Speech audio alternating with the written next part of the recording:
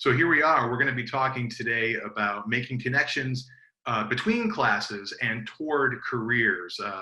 Both of those aspects of this are going to be really important. We're going to spend a little bit of time discussing how curriculum development and classroom instructors can create a web of connections within and between courses and toward careers. And then we're going to identify a couple of strategies to consider. One for the course development phase, and one that classroom teachers can use to help build that bridge between courses and toward careers. There's me standing against a wall. My thinking about this issue is the result of my experiences working with non-traditional students, even at-risk students, adult learners, and those that weren't successful in traditional settings or within traditional models of learning. In fact, my interest in this goes back even further. When I was an undergraduate, I was recruited into an experimental program where I was able to enroll in core classes. So instead of general education requirements, I took these sort of mishmash seminar classes. While all my friends were sitting in freshman comp, I was taking classes like Structures of Society. One week we'd all visit a monastery to meditate, and the next week we'd be learning about the stock market. So when I started teaching, whether it was for at-risk students in the Deep South or adult learners at a business college in the Northeast, I tried to bridge that gap between real-world connections, career outcomes, and those foundational gen ed requirements. Because students have a really hard time seeing how those foundational classes can help them achieve their goals. Students, especially adult learners, want to make measurable progress toward their degrees right out of the gate. Actually, want might be too weak a word, as they balance jobs, families, an income gap, and student debt that grows daily. They need to make progress as a tangible achievement, as a way to keep them going. It's easy for us to sit back and try to diffuse this impulse by telling students that they'll need these foundational skills down the road. We tell them that employers are looking for these skills, and we tell them to be patient. That's all well and good, and it may be right, but it does students a disservice by not trusting them with the keys to their own success. It's our job to show them these connections, to lay bare the mechanism. If a student doesn't see why a particular class is important, that's on us, the designers, the instructors. It probably goes further than that. There are probably more people who have a way to touch that, but we'll focus on what we can control. Us, ourselves, the architects of course design, the prime mover in classroom instruction. What I want to focus on are potential solutions, or at least actions we can take toward those solutions. So here's a little symbolism for you. See that nicely manicured tree there, fenced off neatly by itself? That is how many teachers see their classes, as these discrete objects.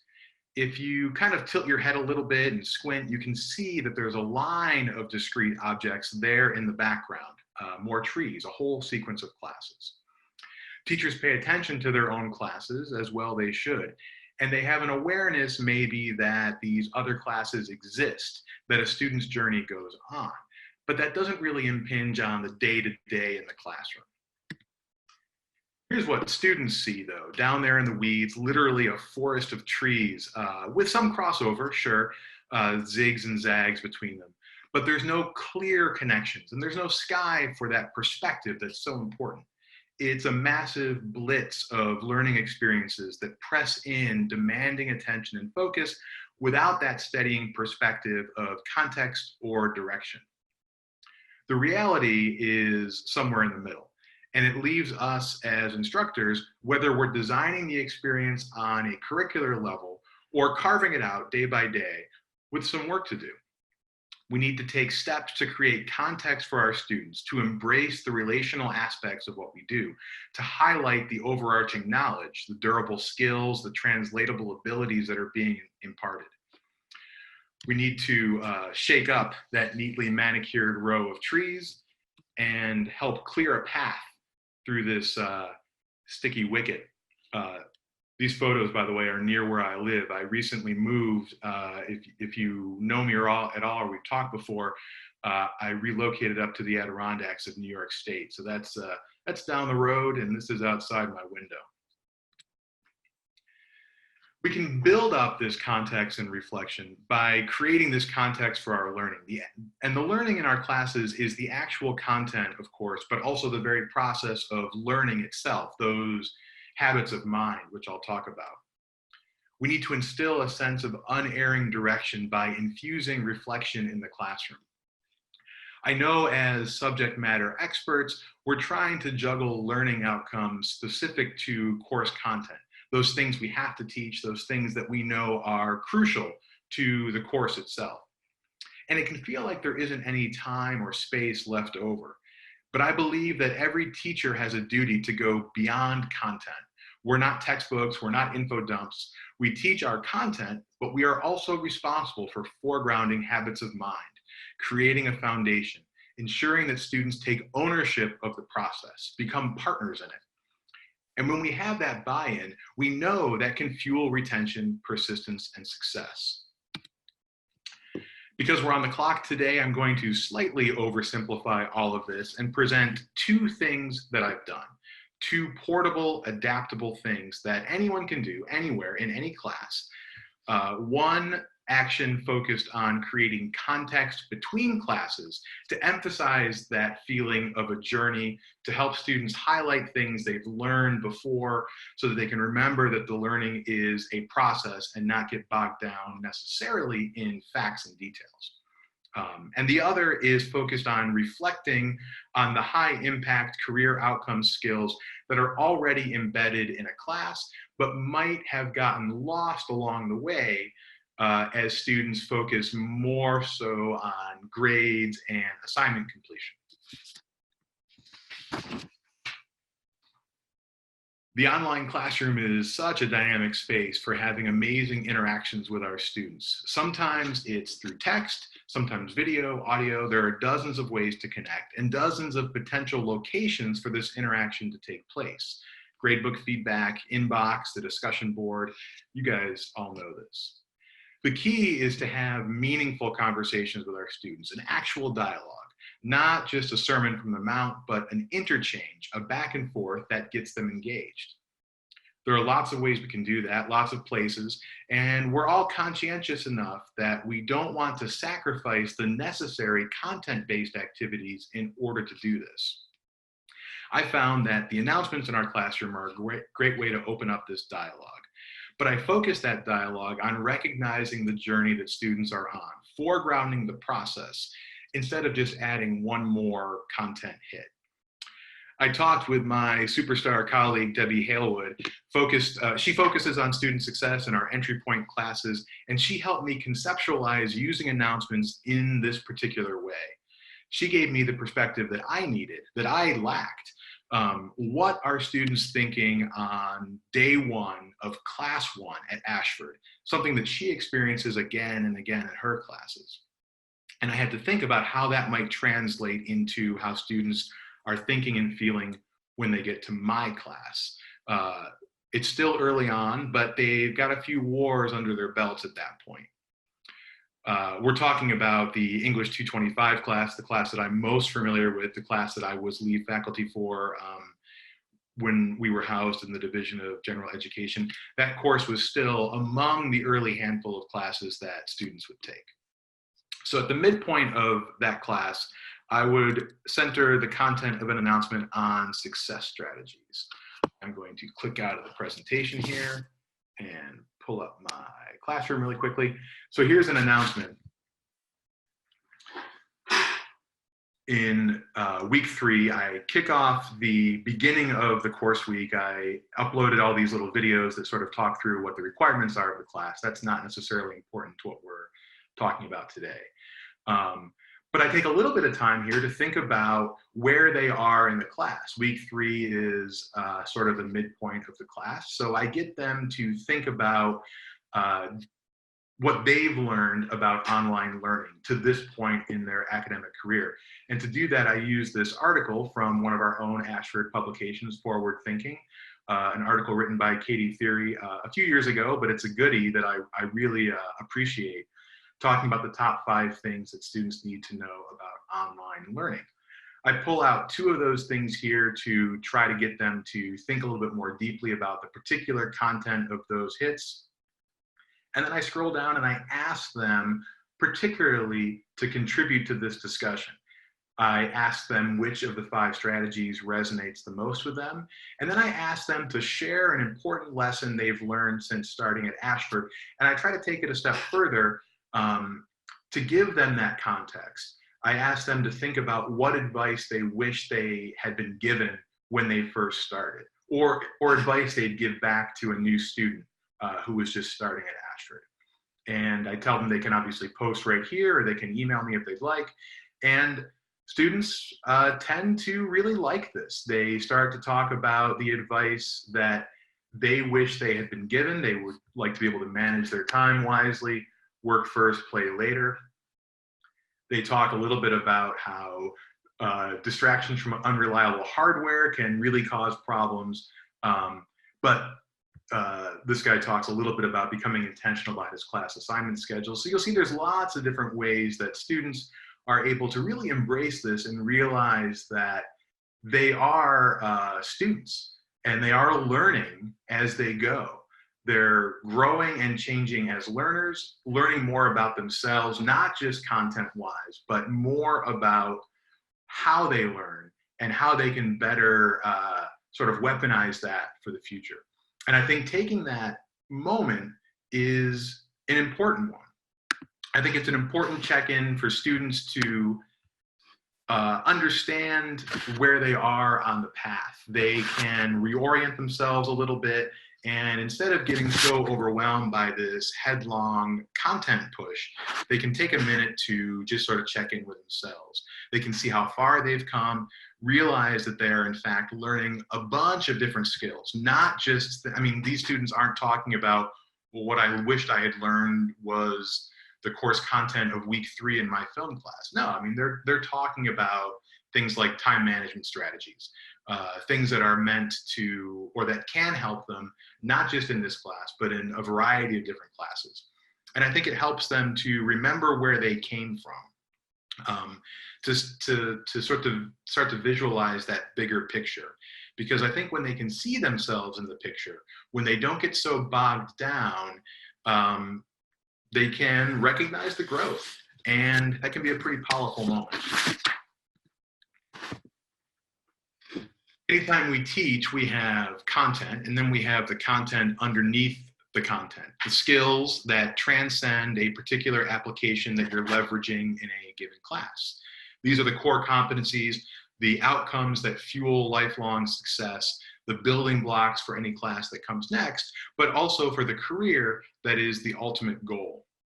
We're training students, but they might not be explicitly aware of those building blocks. So I believe acknowledging these skills, bringing them to the forefront, is a key to unlocking persistence, better retention, completion. We get that buy-in that I was talking about. We can show students what they're learning and what they're not even aware that they're learning. And we can walk them right to the application of that learning. Working with my core faculty, Dr. James Metz, and our instructional designer, Sarah Sonanini, we partnered with Nicole Poff in Career Services, and we were able to build an element that reflects all of this into our classroom.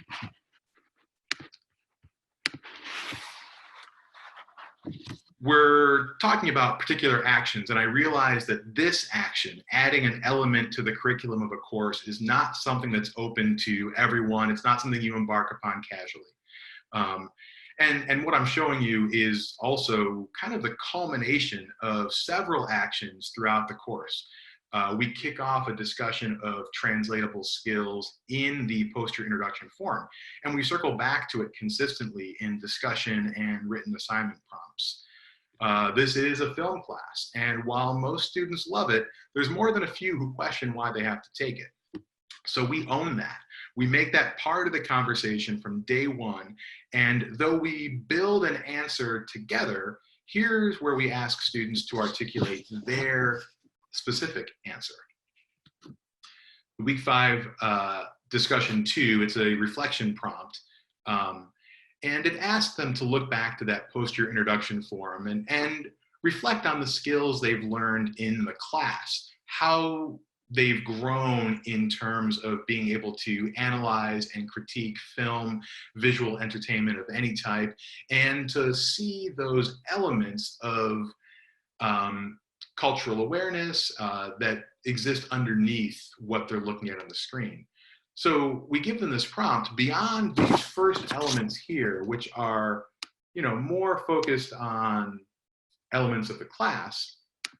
We built in this last element of the prompt, asking students, what are the top 2 skills you have developed during this course, and how might those skills be added to your resume or LinkedIn profile to benefit your future career or current profession?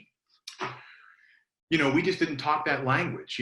When we were discussing this with Nicole and brainstorming different ideas, it's clear that there is a language of how students are able to articulate their skills in a career services aspect in terms of resumes, in terms of LinkedIn, something that we had lost, something that we had left out of the conversation. A student certainly can put that they were able to apply genre theory to a film on their LinkedIn resume, but we all know that behind that are different skills, different building blocks that are more translatable, and that those are the things that need to be articulated. So by calling that out, by making that an explicit part of the prompt, we were able to get students to really start to think about not just what those skills actually are, attention to detail and critical thinking skills, or awareness of different social perspectives. We're able to get them to think about those skills, but also what they start to do is really visualize themselves in that career field. They think about what they'll be doing in their job, and they think about what they've learned in class and how that will impact them on the job. And I think it's a moment where they're able to look ahead. The first thing I talked about, the announcements, I was asking students to sort of look back and to consider their overall academic field. And now I'm sort of asking them to take a moment to look ahead and really find themselves, I think, motivated by the ways in which they're able to see that what they've just learned, analyzing, critiquing, breaking down different particular elements of a film, really can help them to see what those skills are and how they're going to be able to use them in whatever career field they may be pushing on to from here. It might seem simple, but by putting this on the student, asking them to pull out those deeper skills they've learned, asking them to do it, not giving them a list, not telling them what they've learned, but asking them to dig in and pull that out, helps them to see how this has grown their abilities, and then they can articulate those things as job-based skills. It gives the students that moment. Wait a second, the teacher was talking about movies or math or how to write an essay, but here's what else I've learned along the way. And here's how that's going to plug into the skill set I'm going to have to demonstrate in my career. They get to imagine themselves working in their chosen field, applying lessons learned in the classroom. And that is, as I said, it's a powerful moment, a powerful motivator for students. Those are the things I wanted to talk about. Here's another image. This is down the road from me. But we've got the perspective of the sky. We can see a nice, neat run of classes here. We can see how they all come together, and we can reflect on that as we build a new sort of definition of student success and achievement. That's awesome, Nathan. We do have a two-part question that's very much focused on this last section. By the way, I think we all love the way you illustrated this long, well-known metaphor of, losing sight of the forest for the trees. This is really awesome imagery. Anyway, Kate Johnson is asking, part one, would you recommend being proactive about telling students about all the skills they are engaging in when teaching the class? Additionally, how can we relay all of the building block skills that students are developing in a class to the associate faculty member who is teaching the class, but probably wasn't part of the course development? So in courses that don't have that written into the assignment prompts, do you have more tips? Well, I would say first off, hi, Kate. And then I would say, secondly, I think it's really important to be proactive about these things. I mean, as I was sort of intimating earlier, we can't really just sit back and assume that students are going to understand this. I mean, this came through to James and I really clearly as we were working on the redevelopment of the English 225 class, a class we've been associated with for a long time and typically enjoys a lot of positive student feedback, always underscored by that element of, but why am I taking this? Why am I taking this? And we knew that we had to, like I said, really own that and be proactive about it. And yes, we had the ability to be proactive on a curricular level, but I think even the announcements, being able to open up those announcements for discussions and conversations that are separate from course content gives any classroom instructor a chance to engage on these issues. And look, you know, you might an individual classroom instructor might not necessarily be able to see the forest for the trees. They might not necessarily know what all of those career outcome skills are. I bet they do. I bet they do know what those are and they can articulate them, but it's often lost in the translation of getting that across to a student. So I think it's just an extra step we need to take, sort of looking into what those career impact skills may be and finding ways or places to articulate them. Maybe it's in gradebook feedback on a written assignment. Maybe it is partnering with other professors, other aspects of the university and getting some feedback that way. Finding ways to share this information out with students.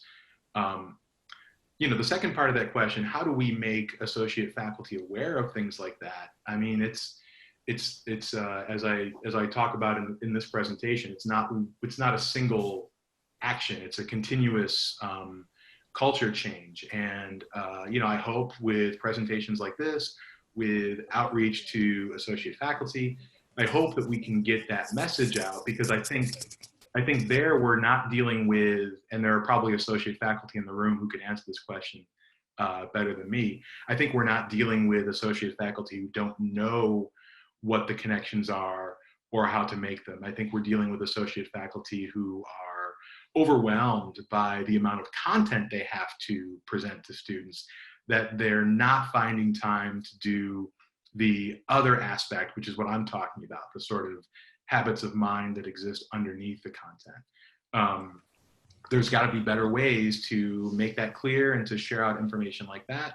And that's part of what I think the Center for Student Success, we're very early in our development, but I think one of the things we're going to really take as our charge is finding ways to articulate what these skills are and develop content, develop materials that can be easily shared and distributed so that overworked associate faculty, overworked full-time faculty will be able to plug these things in and get the message out to students neatly and hopefully elegantly.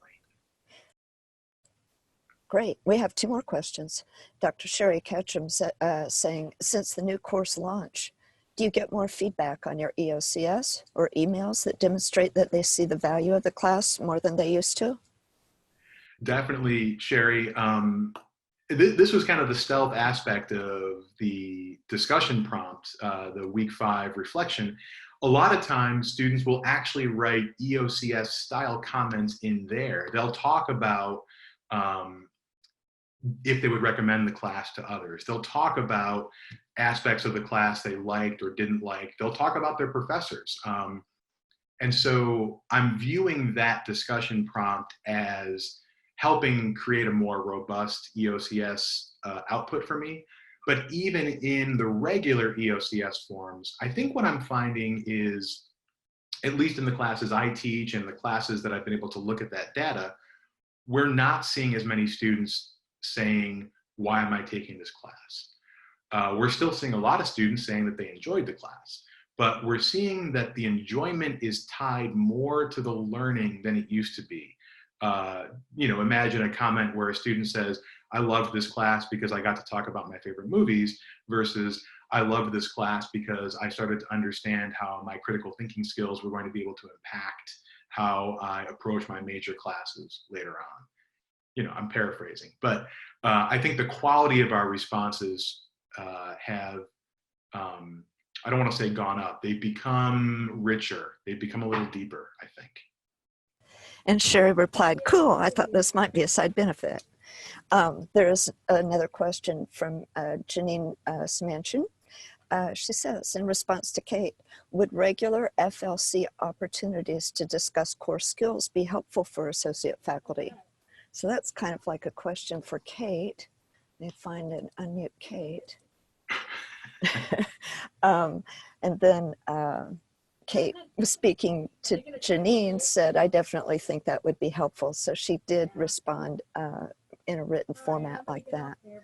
I think, sorry, I'm going to mute myself just because we're getting a lot of feedback, but I think anytime we can, find, and Nate has quarterly things that they do, he can share about that. But when we are able to sort of lay out for associate faculty, in my opinion, all of the great knowledge that you acquire as you're developing these courses, it helps them become better facilitators, from what I've seen, and then also as being an associate faculty member. But that comment that Nate just made about a student who went, having end of course feedback that goes from that sort of transactional, I got to talk about movies, to I understand the deeper meaning. I understand this building block is, I think, what all of us who teach general education classes hope that our students understand, like why we're practicing this now. So great presentation, Nate. Yeah, and I see some general praise in the comments from Diana, saying Nate and James did a great job of incorporating Ashford associate faculty into their course development process with the latest course revision.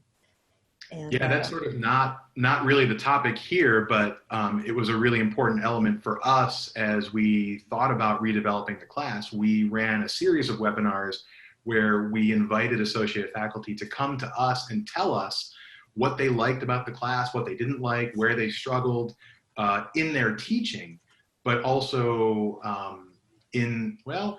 where they felt students struggled in learning and where they struggled in the actual mechanics of their teaching. We had great conversations with a lot of associate faculty, and that really helped steer us in some interesting new ways as we developed the class as well. So, giving associate faculty, I was an associate faculty. I started at Ashford in 2011. I was an associate faculty for a few years before I came on full time.